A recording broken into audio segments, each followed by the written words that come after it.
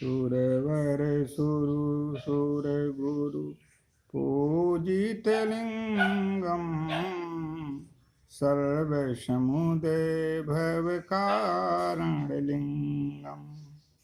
अष्टदरिद्र विनाशितलिंगम्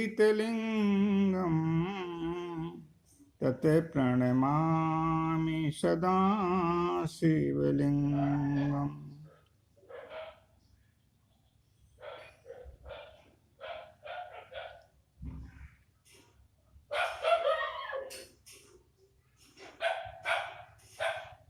कृष्णाय वासुदेवाय हरे परमात्मने प्रणतक्लेशनाशाय गोविन्दाय नमो नमः।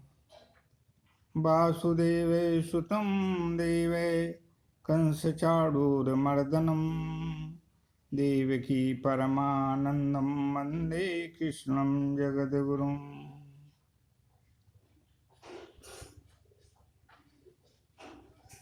नारायणं नमस्कृत्य नरं चैव नरोत्तमं देवीं सरस्वतीं व्यासं ततो जयमुदीरये।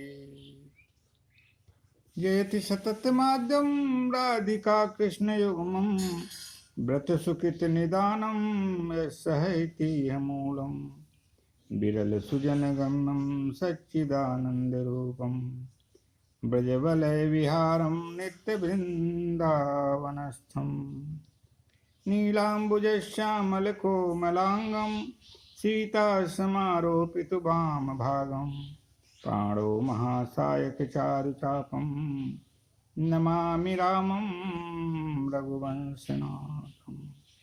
मनोजवं मारुततुल्यवेगं जितेन्द्रियं बुद्धिमतां वरिष्ठं वातात्मजं वानरयूथमुख्यं श्रीरामदूतं शरणं प्रपद्ये।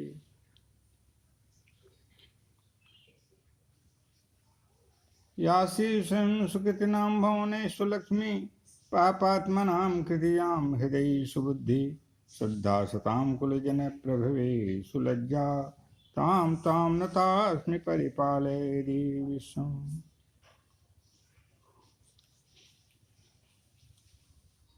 राधा माधव चिंतन के अंतर्गत आज माँ राधे पूर्ण शक्ति पूर्णेश्वरी एवं पूर्ण काम पूर्णेश्वर भगवान श्री कृष्ण की कृपा से आप लोगों के समक्ष माँ श्री राधे को सबसे श्रेष्ठ सर्वोत्तम होने का कारण क्या है, इसके बारे में प्रस्तुति की जा रही है। कृपया आप लोग इसे ध्यान पूर्वक सुनकर हृदयंगम करते हुए पूर्णेश्वरी भगवान की सबसे प्रियतमा माँ राधे की कृपा प्रसाद को पाने हेतु भगवान कृष्ण की पूर्ण कृपा प्राप्ति हेतु माँ राधे की आराधना, उपासना, अभ्यर्चना, स्तुति, वंदना करते हुए इस मानव जीवन को सार्थक एवं पूर्ण रूप से भगवत प्राप्ति का अधिकारी बनावें। इस नश्वर मानव शरीर से अविनाशी भगवान कृष्ण अविनाशी परमात्मा की प्राप्ति, अविनाशिनी माँ राधे की प्राप्ति ही इस शरीर को प्राप्ति का मुख्य हेतु है। इसलिए इस जो सूर्य दुर्लभ मानव शरीर प्रभु की कृपा से, माँ राधे की कृपा प्रसाद से भगवान कृष्ण की कृपा प्रसाद से हमें आपको मिला है, उसे सार्थक उनकी प्राप्ति में ही होने में संभव है। अन्यथा यह सुर दुर्लभ मानव शरीर पानी के बुल्ले के समान प्रतिपल विनाश की तरफ बढ़ रहा है और यह विनाश हो जाएगा। इसे हम और आप कितना भी प्रयास करें रोक नहीं सकते हैं, क्योंकि श्रीमद् भागवत पुराण के महात्म्य में वेद व्यास जी, जो भगवान विष्णु के साक्षात अवतार हैं, लिखते हैं इस शरीर की दशा क्या है।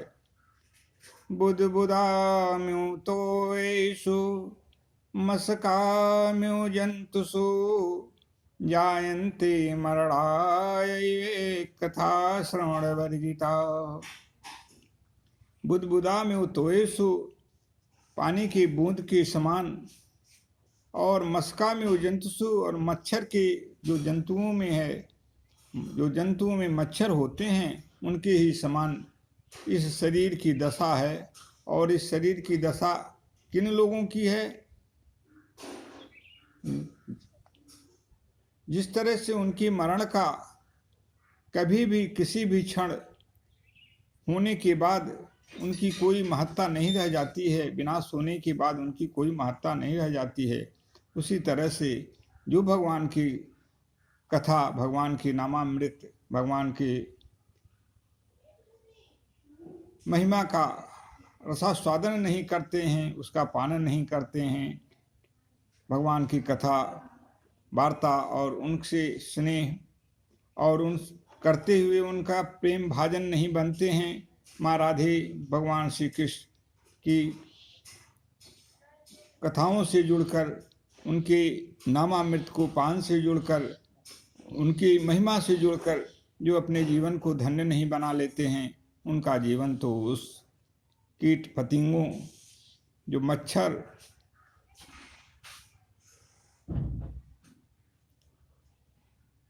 और पानी की बुल्ली के समान ही है, और उसका कोई अस्तित्व इस धरातल पे आने पर न तो है न रहेगा।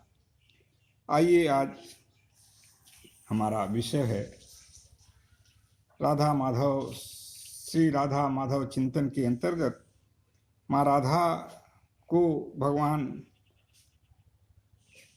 कृष्ण क्यों अतिशय प्रेम करते हैं और माँ राधा क्यों सर्वोत्तम हैं, उस पर चर्चा करें और उससे प्रेरणा लेते हुए प्रभु की अनन्य भक्ति प्राप्त करें। भगवती राधा ने सतसिंह पर्वत पर जाकर तपस्या की थी। उस तपस्या का उद्देश्य यह था कि भगवान श्री कृष्ण मेरे पति हों। फिर तो भगवान श्री कृष्ण सामने प्रकट हो गए। राधा को भगवान श्री कृष्ण ने उत्तम वर दिया। राधा को भगवान श्री कृष्ण उत्तम वर देते हुए उनसे कहा, प्रियतमे, तुम सदा मेरे वक्षस्थल पर विराजमान हो। मेरे प्रति तुम्हारा शाश्वत प्रेम है। सौभाग्य, प्रतिष्ठा, प्रेम और गौरव तुम्हारे नित्य संगी होंगे। तुम मेरे पास ज्येष्ठ, श्रेष्ठ तथा संपूर्ण स्त्रियों की अपेक्षा अधिक प्रेम भाजन बनकर रहोगी। तुम परम आदरणीया एवं गौरव संपन्ना देवी हो। प्राण बल्लभे, मैं तुम्हारा ही हो गया हूँ और सदा तुम्हारी ही इच्छा के अनुकूल व्यवहार करूँगा।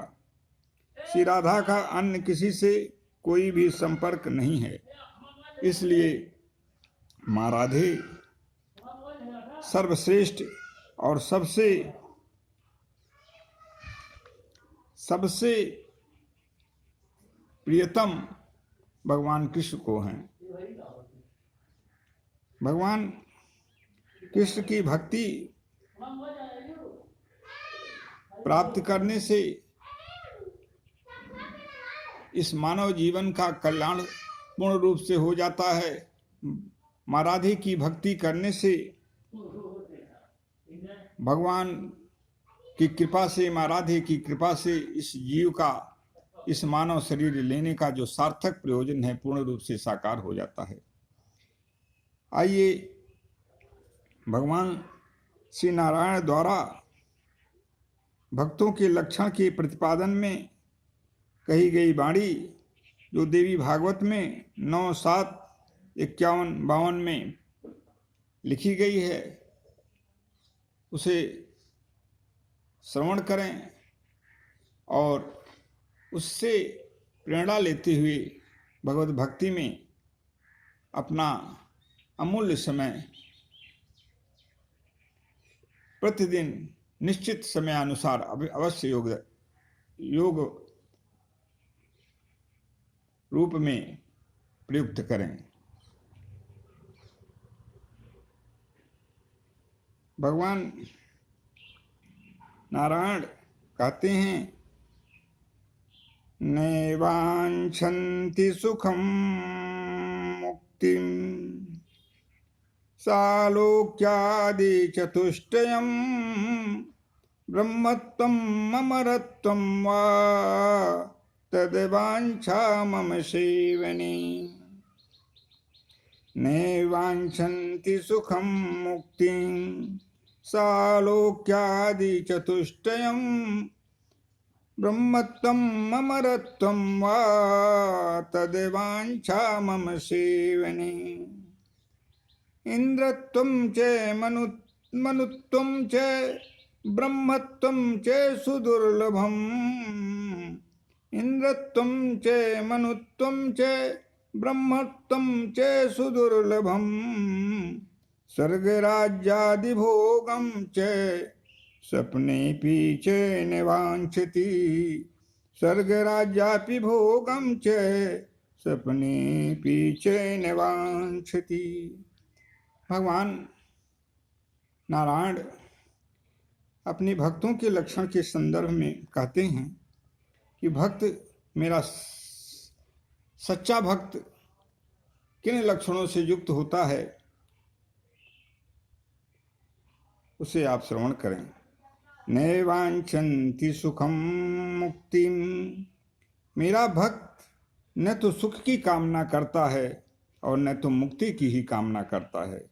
सालोक्यादि चतुष्टयम, 4 प्रकार की मुक्ति होती हैं।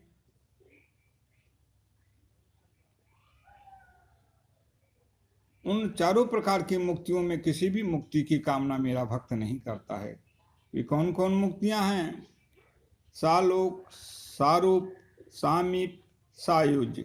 और 5वीं मुक्ति होती है कैवल्य मुक्ति, जिसमें जीव हमेशा हमेशा के लिए भगवान में लीन हो जाता है।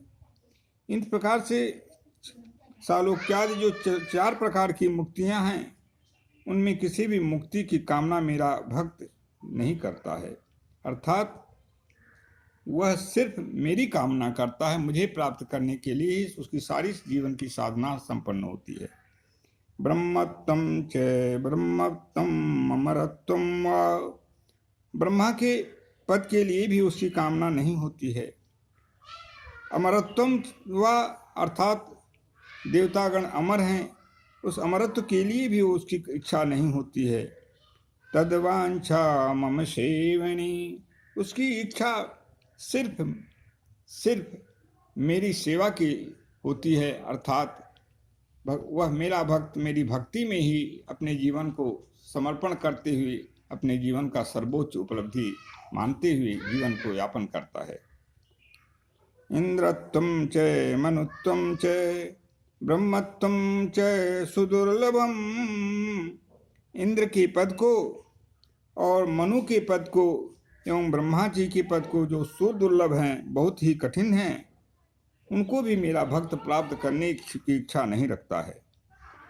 स्वर्गराज्यापि भोगं च स्वप्नेपि चैन वांछति।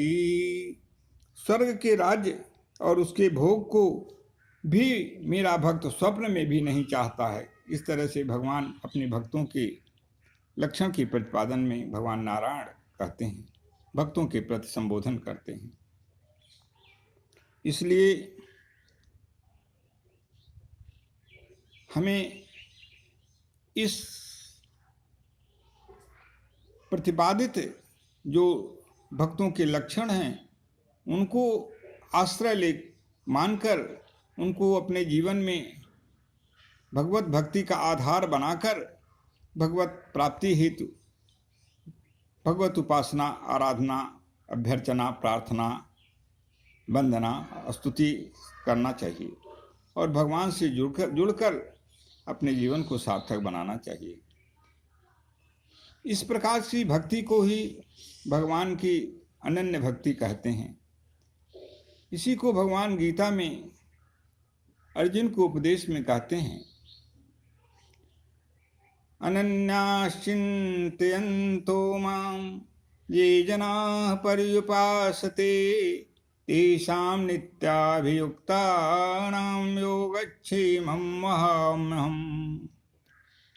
हे अर्जुन, अनन्याश्चिन्तयन्तो मां, मेरे अलावा दूसरा कुछ भी नहीं है, कोई भी नहीं है, मैं ही सब कुछ हूँ और मेरे अलावा भक्त जब इस भावना से भगवान की को प्राप्त करने के लिए भगवान की भक्ति करता है कि प्रभु ही मेरे सब कुछ हैं और सारी जो भी संसार में दृष्टिगत हैं अथवा गोचर हैं वे किसी भी हेतु की मेरे लिए नहीं हैं, भगवान ही मेरे सब कुछ हैं और उन्हीं की को मुझे प्राप्ति की आवश्यकता है। इस भावना से जब भगवान की प्रभु की भक्ति, आराधना, उपासना की जाती है तो उसको अनन्य भक्ति, अनन्य चिंतन की संज्ञा प्रदान की गई है। अनन्याश्चिन्तयन्तो मां ये जनाः पर्युपासते, और इस विधि से भगवान को ही अनन्य मान करके, उसके भगवान के अलावा कोई अन्य नहीं है ऐसा मान करके जब भगवान की स्तुति की जाती है प्रभु को प्राप्ति हेतु, तो तेषां नित्याभियुक्तानां योगक्षेमं वहाम्यहम्। ऐसे नित्य मेरे प्रति समर्पण भाव से आराधना करने वाले भक्त की योग और क्षेम, उसकी कल्याण और जोड़ने का, दोनों का काम मैं वहन करता हूँ, ऐसा भगवान कहते हैं। माँ शबरी ने प्रेमा भक्ति का ऐसा अनुपम उदाहरण प्रस्तुत किया। इस तरह से भगवान में अहरनिश लीन हो गई कि माँ शबरी की प्रेम की वशीभूत होकर जंगल में प्रभु, कानन में प्रभु माँ शबरी के आश्रम में जाते हैं और उनके प्रेम में भगवान इतना निमग्न हो जाते हैं और शबरी माँ को इतना महत्वपूर्ण स्थान प्रदान करते हैं कि माँ शबरी के जूठे बेर को भी प्रेम के वशीभूत होकर के प्रभु खा लेते हैं और माँ शबरी को दुर्लभ भक्ति योग, नवधा भक्ति का उपदेश प्रदान करते हैं। ये भगवान राम की कृपा वर्षणी, कृपा दृष्टि का लाभ भक्तों के प्रति है। इसी प्रकार जितने भी अनेकों भक्त गण जो उस भगवान के प्रभु श्री राम के वन गमन काल में जो नित्य सह आराधना उपासना में प्रभु में अपना समय व्यतीत कर रहे थे, उन आश्रमों पे प्रभु ने जाकर उन सभी को कृतार्थ किया। जैसे अगस्त मुनि का आश्रम, भारद्वाज मुनि का आश्रम, ऐसे अनेकों मुनियों के आश्रमों में जाकर प्रभु ने उनको दर्शन देकर उनके जीवन को धन्य बनाया। निषाद राज को अपने सखा के रूप में प्रभु ने अंगीकृत किया और सख्य भाव से उनको अपना मित्र मान करके उनके साथ व्यवहार किया। केवट को उतराई में अपने परम धाम को प्राप्ति कराने का काम प्रभु ने किया और उसके कई पीढ़ियों को भगवान ने चरण की धुलाई के माध्यम से उसके प्रेम की वशीभूत होकर चरणोदक का पान कराते हुए पूरे परिवार को कई पीढ़ियों के तक उसे अपने परम धाम को प्रदान करने का काम किया। इसी प्रकार से वैर भाव से जितने भी राक्षस रावण, कुंभकर्ण इत्यादि तथा उनके वंशज जो भी थे, वैर भाव से ही प्रभु को याद करते थे और उस वैर भाव के याद करने के परिणाम स्वरूप भी उनका वध प्रभु ने करके उन्हें परम धाम की प्राप्ति कराई। इस प्रकार से कितने दयालु हमारे प्रभु हैं, कितने दयालु हमारी माँ हैं। और इस पूरे क्रम में जगत जननी माँ सीता, जगत पिता भगवान श्री राम और शेषावतार भगवान श्री लक्ष्मण जी भी उसमें मौजूद रहे। अर्थात पूर्ण शक्ति और पूर्ण ब्रह्म के सामीप्य का शुभ अवसर भगवान की कृपा से उनके साथ उनकी आराधना के माध्यम से जुड़ने का फल इन सारे ऋषियों, मुनियों और महर्षियों को प्राप्त हुआ।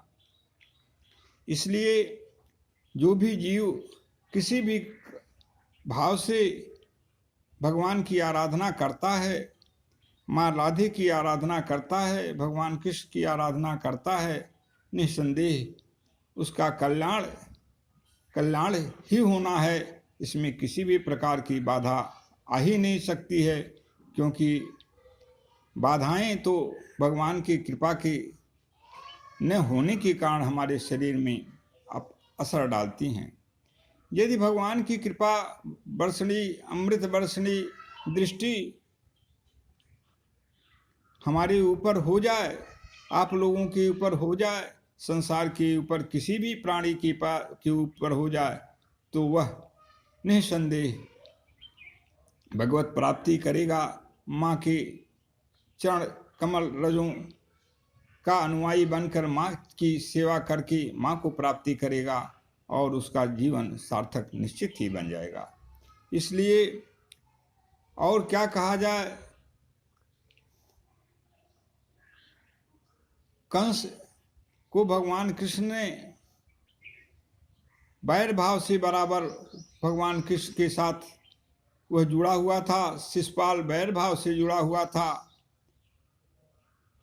भगवान के हाथों के द्वारा उनका वध हुआ और परम गति को प्राप्त हुए।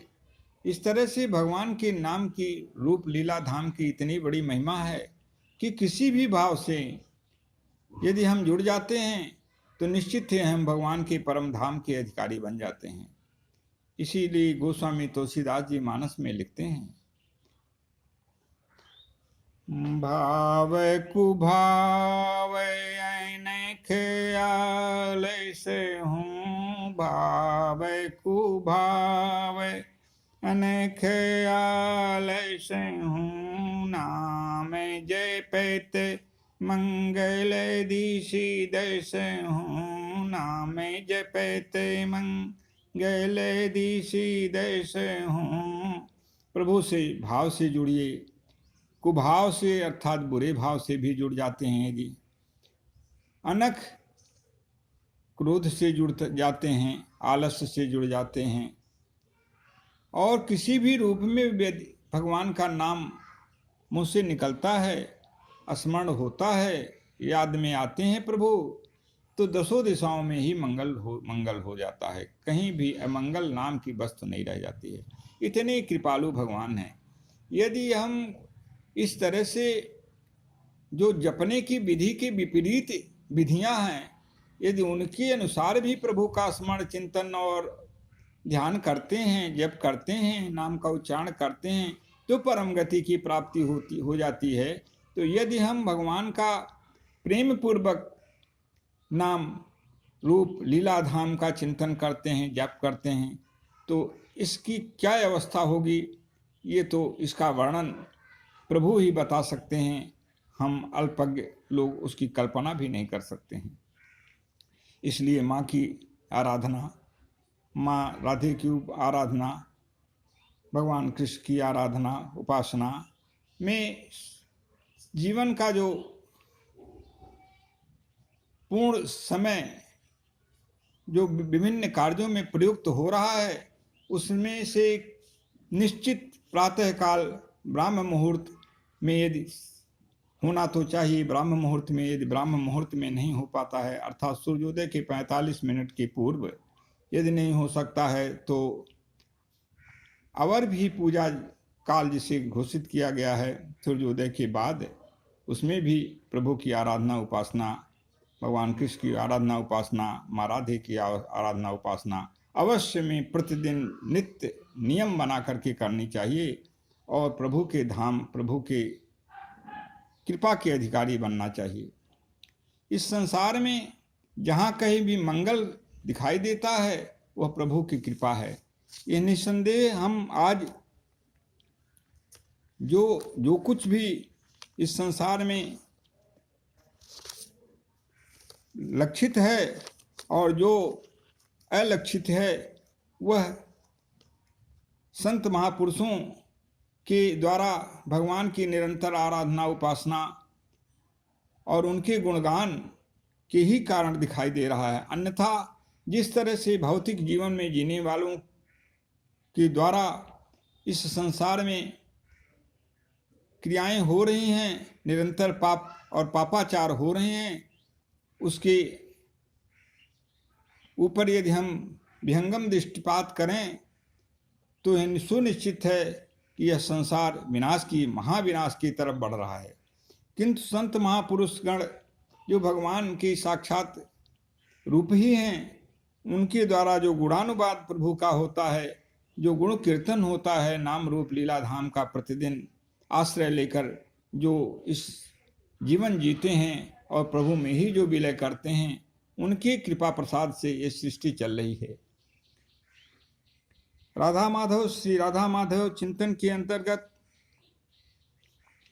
हम आपको बताना चाहते हैं कि इस संसार में पवित्रता कैसे आती है। प्रभु के नाम से यदि यह शरीर नहीं जुड़ता है, नाम प्रभु के रूप से यह शरीर नहीं जुड़ता है, प्रभु के लीला से यह शरीर नहीं जुड़ता है, प्रभु के धाम से यह शरीर नहीं जुड़ता है, तो इस शरीर की न तो पवित्रता आएगी, न तो सृष्टि में इसी तरह से पवित्रता संभव है। इसलिए भगवान के नाम रूप लीला धाम से जुड़ने की परम आवश्यकता है। और इसी को श्री वेद व्यास जी श्रीमद् भागवत में लिखते हैं। इस सृष्टि में पवित्रता, इस शरीर में पवित्रता कैसी प्राप्त होती है, उसके बारे में लिखते हैं। यस्याखिलामी बहुभिः सुमंगलैर्वाचो विमिश्रा गुणकर्म जन्मभिः प्राणन्ति शुम्भन्ति पुनन्ति वै जगत्यास्तद्विरक्ता शोभनामता। यस्याखिलामी बहुभिः सुमंगलैर्, अखिलामी अर्थात जो संपूर्ण पूर्ण ईश्वर पूर्ण ब्रह्म परमात्मा हैं, उनकी गुणगान विभिन्न प्रकार से मंगल वाणी के द्वारा जब भक्तों के द्वारा अथवा लोगों के द्वारा जब की जाती है, उनके जन्म कर्म और गुणों का निरंतर वर्णन जब किया जाता है, कीर्तन किया जाता है, तो उससे इस संसार में प्राणन्ति शुम्भन्ति पुनन्ति वै जगत् इस संसार में प्राण शक्ति का संचार होता, अर्थात यह संसार प्राणवान होता है। शुंभंत, इस संसार की शोभा बढ़ती है। पुनंति वही जगत, और यह संसार पवित्रता को प्राप्त होता है। यास्तद विरक्ता शोभनामता, और जो इससे अलग होते हैं, अर्थात नाम रूप लीला धाम का जो चिंतन वर्णन गायन कीर्तन स्मरण नहीं करते हैं, इससे जो अलग रहते हैं, उनकी दशा क्या है? सौ शोभनामता, अर्थात वे मुर्दे के समान, उनकी शरीर सिर्फ देखने मात्र के लिए है, उससे सृष्टि को कोई भी लाभ नहीं है। इसी को आगे श्रीमद् भागवत में लिखा गया, वाग्गद्गदा द्रवते यस्य चित्तम रुदन्ति भीक्ष्णं हसति क्वचिच्च विलज्य उद्गायति नित्यते च मद्भक्तियुक्ता भुवनं पुनाति। वाग्गद्गता द्रवते यस्य चित्तम, वाणी जिसकी प्रभु के नाम लेने से, नाम कीर्तन से गदगद हो जाए, वाणी में बोलने की समर्थ न रह जाए, इतना अभिभूत हो जाए प्रभु के प्रेम में कि वह वाणी, अपनी वाणी का प्रयोग करने में भी असमर्थता को प्राप्त हो जाए, और जिसका चित्त हृदय पूरी तरह से द्रवित हो जाए, पिघल जाए, अर्थात भगवान में लीन हो जाए। रुदन्ति भीक्ष्णं हसति क्वचिच्च, कभी रोने लगे और कभी गाने लगे। भक्तों के लक्षण जो संसार को पवित्र करते हैं, उनके लक्षण के बारे में विस्तार लिखा गया श्रीमद् भागवत महापुराण में। विलज्य उद्गायति नित्यते च, लज्जा का परित्याग करके, क्योंकि उसको अपने शरीर का आभास ही नहीं रह जाता है ऐसे भक्त को, इसलिए विलज्ज, लज्जा का परित्याग करके उद्गायत, भगवान की का गायन करता है, नाम का रूप का लीला धाम का गायन करता है, और नाचने भी लगता है भक्त भगवान का। मद भक्ति युक्ताम भुवनम पुनाति, ऐसा जो मेरा भक्त है, भगवान कहते हैं, वह इस संसार को पवित्र करता है। अर्थात संसार में पवित्रता भगवान के भक्तों की इस प्रकार की क्रिया के संपादन से होती है। आगे लिखते हैं भगवान देवी पुराण में वर्णन आता है, मद्भक्ता यत्र तिष्ठन्ति पादं प्रक्षालयन्ति च, मद्भक्ता यत्र तिष्ठन्ति पादं प्रक्षालयन्ति च तत्क्षेत्रं सुमहातीर्थं सुपवित्रं भवेत् ध्रुवम्।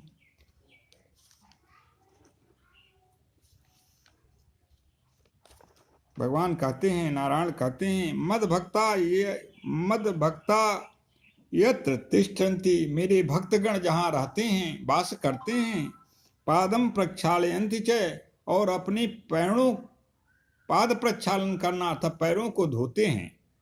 मेरे भक्तगण जहाँ रहते हैं, जहाँ वास करते हैं, और मेरे भक्तगण जहाँ अपने पैरों का प्रक्षालन करते हैं अर्थात धोते हैं, तत्क्षेत्रम सुमहातीर्थम, वह स्थान बहुत बड़े तीर्थ के रूप में प्रतिष्ठित हो जाता है। सुपवित्रम भवेत् ध्रुवम्, और वह परम पवित्र हो जाता है। इस तरह से भगवत भक्त के ही माध्यम से इस संसार में पवित्रता प्राप्त होती है। और भगवान की भगवत भक्त तो भगवान इतना स्थान प्रदान करते हैं कि यदि उनका दर्शन भी मनुष्य को हो जाए तो वह मनुष्य स्वयं पवित्र हो जाता है दर्शन मात्र से। इतनी कृपालु हमारे भगवान हैं, इतनी कृपालु हमारी माँ हैं, आदिशक्ति जगदम्बा हैं, जगत पिता भगवान कृष्ण, जगन माते माँ राधा हैं, जगत पिता भगवान श्री राम, जगन माते माँ सीता हैं। इसीलिए संत गोस्वामी संत शिरोमणि श्री तुलसीदास जी संतों की महिमा के बारे में लिखते हैं श्री रामचरितमानस में। संत समागम हरि कथा तुलसी दुर्लभ दो संत समागम हरि कथा।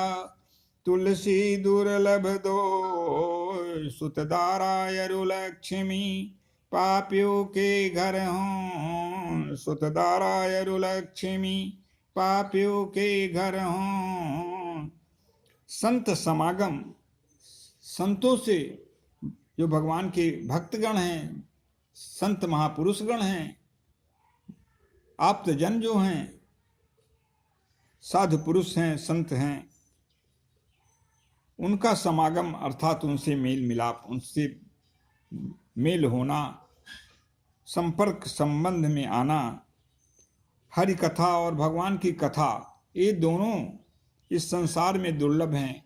बहुत ही कठिन है इन्हें प्राप्त करना। ये परम कृपा प्रभु की होने से ही प्राप्त होती है। सुतदारायरु लक्ष्मी, पापियों के घर हों। सुतदारा, पुत्र पौत्रादि की उत्पत्ति होना या प्राप्ति होना,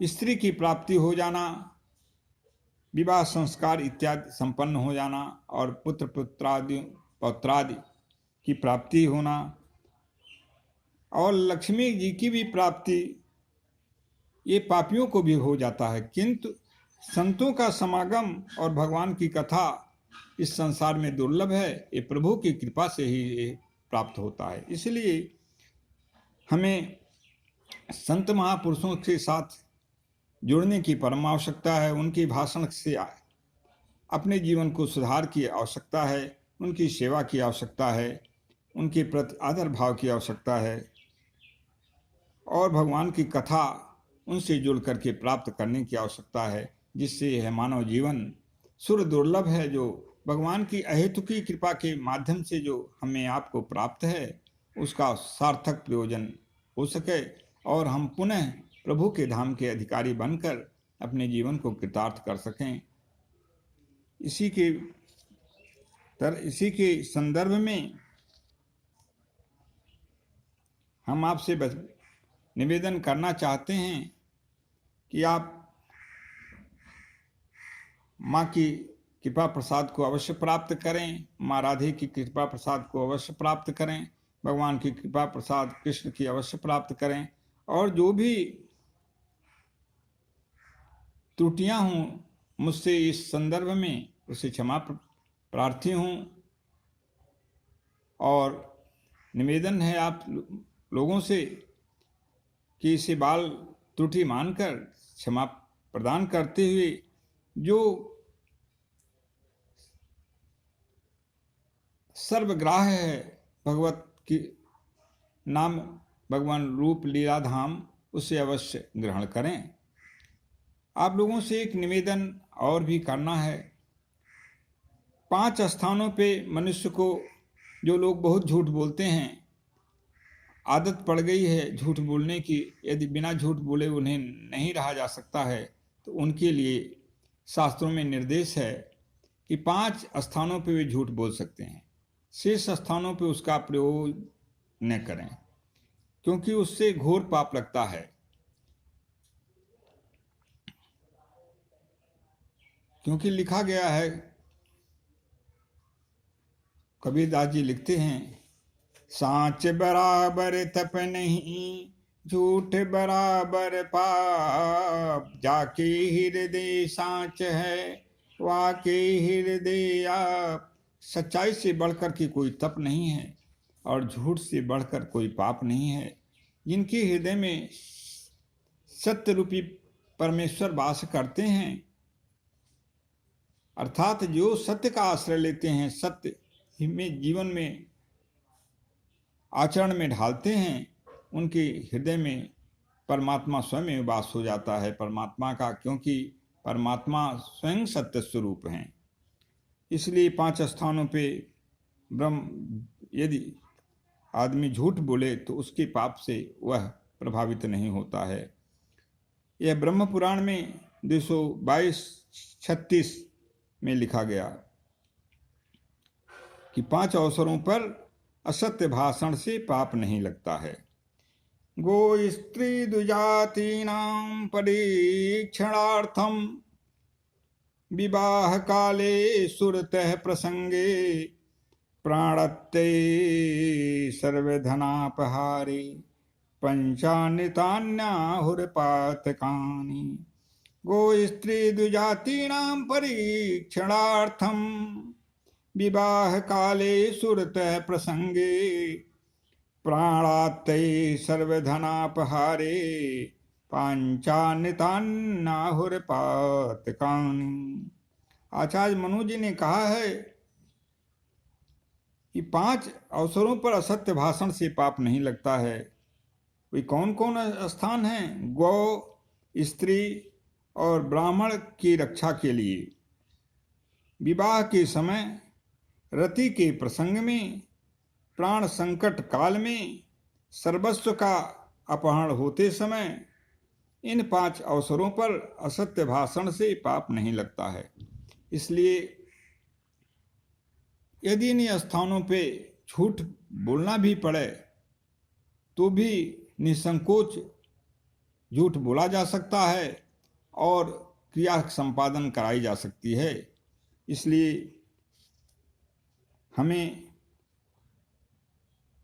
जो शास्त्र की मर्यादा है, जो शास्त्र के निर्देश हैं, उनका सततः पालन करते हुए हमें इस जीवन को जीने का प्रयास करना चाहिए। सुनिश्चित है इस प्रकार से जीवन जीने पे भगवत प्राप्ति होगी, भगवान के परम धाम के अधिकारी हम और आप बनेंगे और भगवान की परम कृपा इस लोक से लेकर परलोक तक बनी रहेगी और हम परम धाम में, भगवान में की परम धाम को प्राप्त करके मनोवांछित फल प्राप्त करेंगे।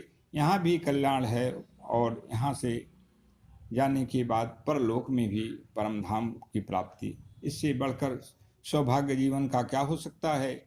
इसलिए हम माँ राधे और जगत पिता भगवान श्री कृष्ण, जो दोनों शरीर भेद से 2 हैं, वास्तव में एक ही हैं, भगवान की प्राण प्रियतमा माँ राधे को प्रणिपात करते हुए उनकी कृपा वर्षणी दृष्टि की आकांक्षा रखते हुए उनके अंकवास का सदा सर्वदा अवसर प्राप्त होता रहे। उनकी कृपा वर्षणी दया सर्वदा सदा मिलती रहे और माँ सदा प्रसन्न रहें और अपनी बात्सल्य सदा प्रदान करती रहें। और इस जो वाणी का जो मूल उद्देश्य है, भगवत धाम में जाने का, भगवान कीर्तन सुनने का और भगवान की नाम रूप लीला धाम का वर्णन करने का, वह सौभाग्य प्रदान करती रहें। पूर्णेश्वर भगवान कृष्ण अपने असीम कृपा अपने प्रदान करते हुए अपने नाम रूप लीला धाम गुण का निरंतर इस वाणी को आस्वादन कराने का शुभ अवसर प्रदान करते रहें और अपनी असीम कृपा प्रदान करते रहें और इस पूरी सृष्टि में मंगल ही मंगल प्रदान करें। क्योंकि बीज रूपा जो माँ हैं राधे हैं और बीज रूप जो भगवान श्री कृष्ण हैं, उनकी अनुकंपा के बिना, उनकी कृपा प्रसाद के बिना, माँ की अनुकंपा और माँ के बिना कृपा प्रसाद के इस सृष्टि में अथवा अखंड ब्रह्मांड में कहीं भी मंगल की कामना करना पूर्ण रूप से निरर्थक और व्यर्थ है। इसलिए भगवत कृपा का आकांक्षी श्री चरण कमलों के रज का दासानुदास, माँ के श्री चरण कमलों के रज का दासानुदास, भगवान श्री कृष्ण के चरण कमलों के रज का दासानुदास निरंतर भगवान से प्रार्थना, माँ से प्रार्थना करता है कि अखिल सृष्टि में मंगल ही मंगल प्रदान करें और क्षमेश्वरी माँ एवं क्षमा मूर्ति भगवान श्री कृष्ण, क्षमेश्वरी माँ राधे जो भी अपराध हों उसे क्षमा प्रदान करते हुए कल्याण ही कल्याण प्रदान करें। इन्हीं शब्दों के साथ अगले कार्यक्रम में आप लोगों के समक्ष प्रस्तुति हेतु आप लोगों से विदा लेते हैं, अपने वाणी को विराम देना चाहते हैं।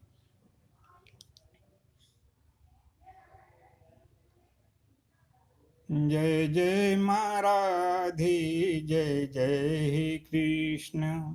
जय जय माँ राधे, जय जय कृष्ण। जय जय माँ राधे, जय जय श्री कृष्ण। जय जय माँ राधे, जय जय श्री कृष्ण। जय जय माँ राधे, जय जय श्री कृष्ण। जय जय माँ राधे, जय जय श्री कृष्ण। जय जय माँ राधे, जय जय श्री कृष्ण। जय जय माँ राधे, जय जय श्री कृष्ण।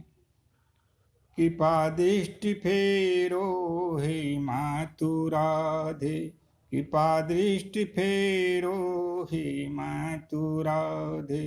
कृपा दृष्टि फेरो हे मातु राधे, कृपा दृष्टि फेरो हे मातु राधे। कृपा दृष्टि फेरो हे भगवान कृष्ण। कृपा दृष्टि फेरो हे भगवान कृष्ण। कृपा दृष्टि फेरो हे मातु राधे। कृपा दृष्टि फेरो हे भगवान कृष्ण। जय जय माँ राधे, जय जय श्री कृष्ण। जय जय माँ राधे, जय जय श्री कृष्ण। ओम पूर्णमदः पूर्णमिदं पूर्णात् पूर्णमुदच्यते पूर्णस्य पूर्णमादाय पूर्णमेवावशिष्यते। ओम शांति शांति शांति। हरि ओम तत्सत्, हरि ओम तत्सत्, हरि ओम तत्सत्, हरि ओम तत्सत्। जय माँ, जय माँ राधे, जय भगवान श्री कृष्ण।